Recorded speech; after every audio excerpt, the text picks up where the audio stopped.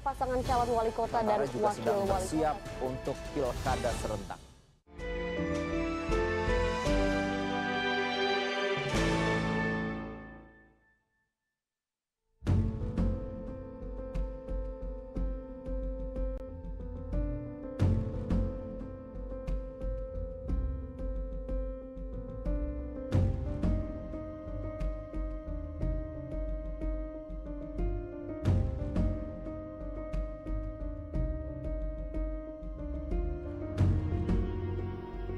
Soeharto memberhentikan Hugang ketika belum genap masa tugasnya sebagai Kapolri.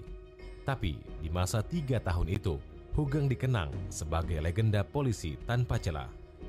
Di awal tahun 70-an itu pula, Hugang ikut mendirikan Yayasan Lembaga Bantuan Hukum Indonesia atau YLBHI, organisasi yang membela hak-hak masyarakat kecil.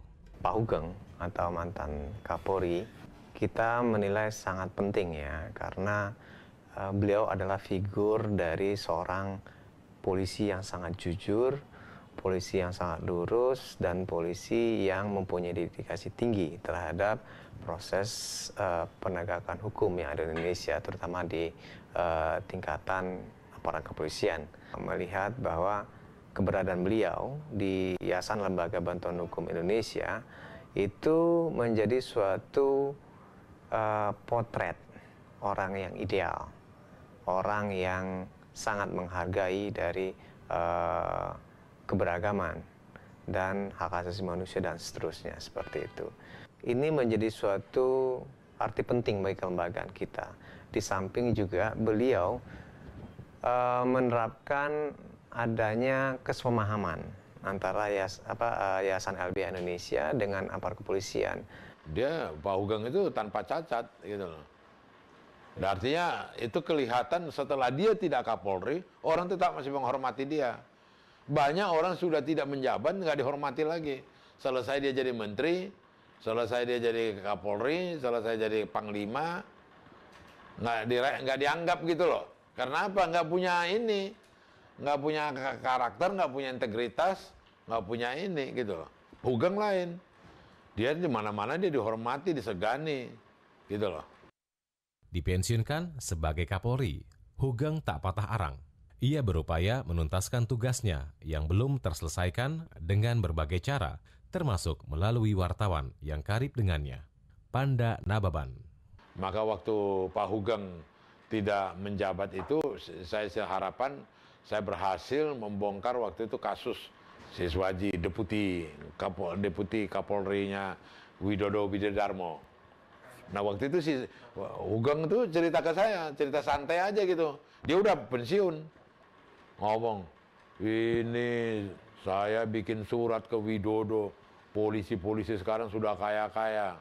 Katanya kan, apa? Saya bikin surat ke Kemang, di Kemang itu ada rumah Siswaji, jualannya ada korupsi, kemudian itu kepala keuangan Suroso di Kemang bikin rumahnya di aspal lagi, jalan khusus ke rumahnya. Maksud Bapak apa? Ini baca nih surat saya ke Kapolri yang di kertas karbon, baca nih. Baca. Berdasarkan informasi ini saya ke Widodo Budidarmo Kapolri. Berdasarkan itu saya lakukan investigasi. Saya siarin lah itu di Sinar Harapan. Ada terlibat ini, ada kasus korupsi ini, ada ini. Wah, rame itu. Sampai kemudian dimajukan ke pengadilan. Meledak itu. Berita Oplas Sinar Harapan waktu itu meledak itu. Dengan kasus itu. Hugang termasuk di antara para tokoh yang dicekal karena menandatangani petisi 50, 5 Mei 1980. Ia tak bisa keluar negeri, termasuk menunaikan ibadah haji. Hugang juga dilarang tampil di depan umum. Ia terpaksa mengucapkan aloha yang terakhir untuk selamanya pada program musik Hawaii yang sudah 10 tahun menampilkannya. Setelah tak lagi tampil di televisi, Hugang bertahan hidup dari lukisan karyanya. Ditunjang uang pensiun 10.000 per bulan, tak membuat Hugang membuang idealismenya.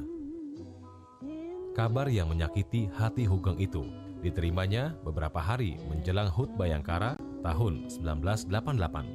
ada perasaan saya melihat waktu itu dia sudah sedia uniform polisi lengkap karena hari polisi 1 Juli dia dapat undangan.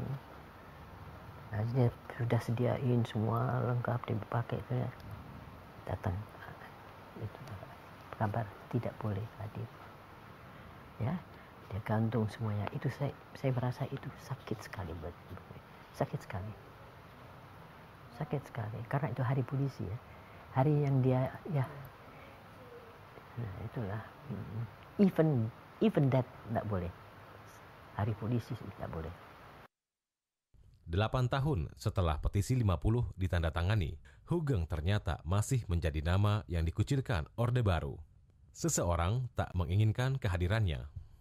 Jadi misalnya kita tidak boleh ke undangan